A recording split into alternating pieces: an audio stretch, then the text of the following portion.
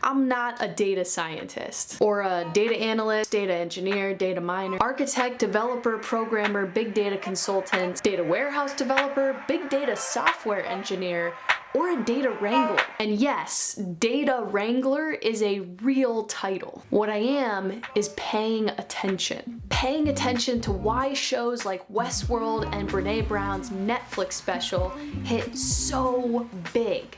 Paying attention to why the must-have employee of 2014, known as the digital marketer, is now the must-have employee of 2019, known as the data scientist.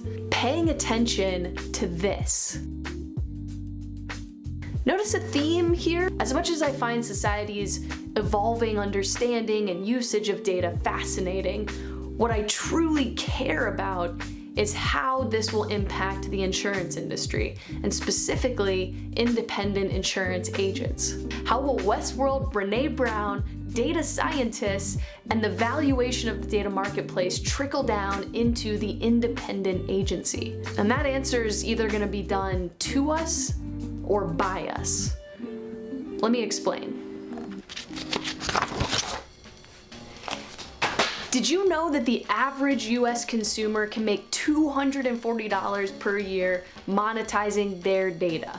Like their personal data. It's actually worth money. By the way, Facebook made $40 billion off of all the data that you gave them for free.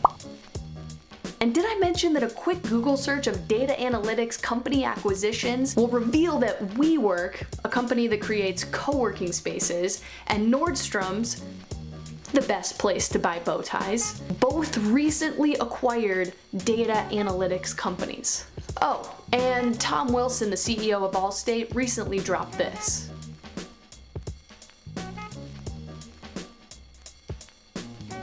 In 2014, every company was supposed to be a media company. But today, every company wants to be a data company. What does all this mean? Data is valuable. Your data is valuable. The data that you spend resources creating and collecting every single day.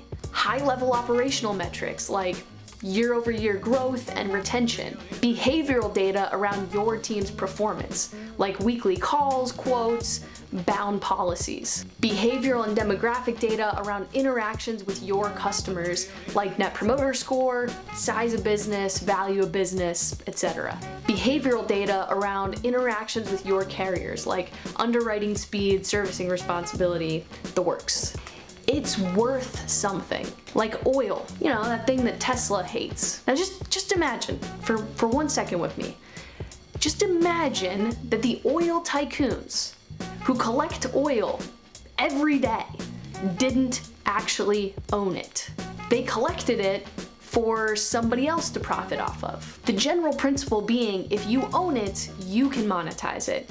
And if somebody else owns it, somebody else is probably monetizing it. Come to think of it, Tesla is a great example of this. Did you know that a leased Model 3 has no buyout provision? So when your lease ends, the company demands that they buy it back with no opportunity, no option for you to buy it. Why would they do that? Because Elon Musk is so confident that he's gonna have a fleet of fully autonomous vehicles in the next 3 to 5 years that he sees his Model 3s that he's selling today, right now, off the lot, as an appreciating asset. I mean, it is Elon Musk. So by leasing his Model 3, you're essentially funding his next venture. Okay, hold all comments on Musk's bet on autonomous vehicles. Just for 1 second. Just hold it back, keep it inside of you. Let's keep going. Imagine that your data is the Model 3 of the IA channel. By leasing your data, you're funding someone else's next venture. Whether you care or don't care, your data will have value as the marketplace around understanding, transparency, and data matures. So my question for you is, why give it away now? Or worse, why not be disciplined in its collection? 1 sec.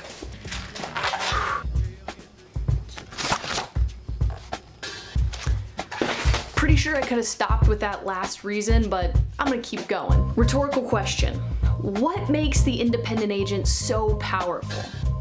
The relationship. It's unmatched. Now, hopefully you've watched this first video where I talk about how data is simply a replication of human life, a second self, in which case data ownership becomes a sort of digital relationship. Now, back to that behavioral and demographic customer data that you're collecting.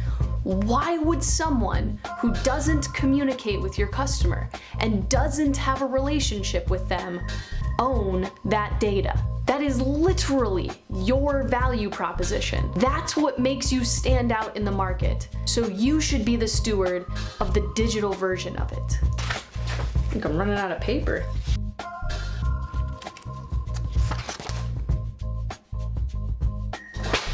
A few months ago, I explained the IA tech ecosystem to my partner. P.S. If you want to give your partner a lesson in patience, explain the IA tech ecosystem. She works at a forward-leaning smart home company, Sleep Number. Now, they operate off of multiple pieces of technology that all have to sync seamlessly and in real time in order to provide the very best customer experience.